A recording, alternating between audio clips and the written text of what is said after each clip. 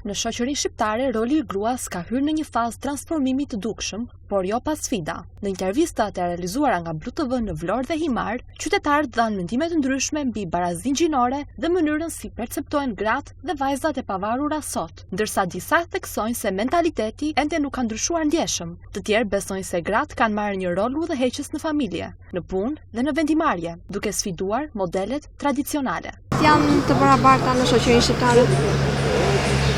Po me ligje me këto të barabarta janë, por kështu akoma nuk kanë arritur të gjitha të drejtat. Është koncepti edhe ndoshta edhe i shoqërisë, e mentaliteti pra. Ndjeni barabartë në familjen tuaj ose në punë apo në shoqëri? Jo, ekziston akoma, jo. Që gruaja është grua, për shumë gjëra ka. Është detyruar të bëjë më shumë, domethënë detyrat e saj janë të përcaktuara dhe më shumë se sa burri dhe është detyruar të bëjë gruaja, pavarësisht jemi na jemi të emancipuar, të zhvilluar kështu, po mentaliteti jo. S'ka arritur barazia, jo.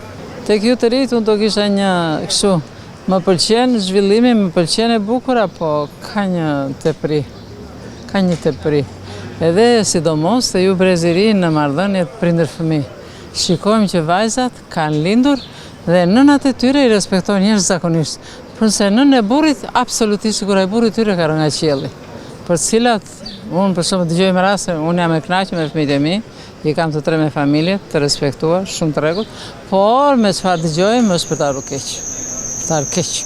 Mbase nuk është përqindje e madhe, po bëhet normë shoqërie që mjafton të marrë burrin dhe nuk do ta di. Domethënë nëna e burrit është një UFO. Jo, prindët janë një lloj, edhe djalit, edhe vajzë, edhe kjo është jeta, është kënaqësia bile. Jo, prap mentaliteti tjetër.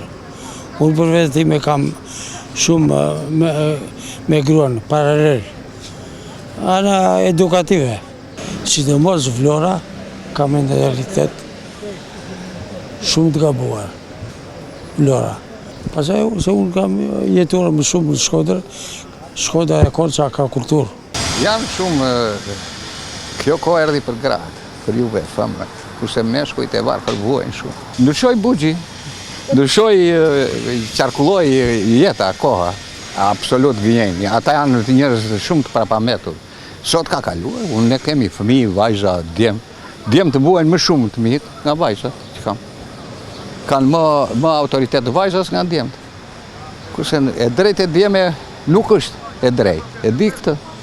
Atyre u hajt e drejta këtyre, kurse juve fitoni më shumë. Po pse erdhi koha, iku ajo kohë që ishte herë lufta, që burri ishte mizotru, sot është gruaja.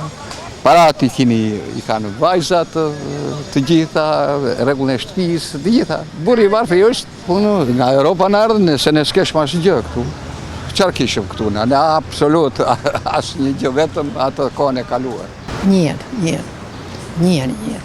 Nuk është më i mentaliteti atëhershëm? Jo, ka ndryshuar shumë. Po varet në familjet, jo në të tëra familjet, varet. Në familjet, rrallë në disa familje, jo në të tëra.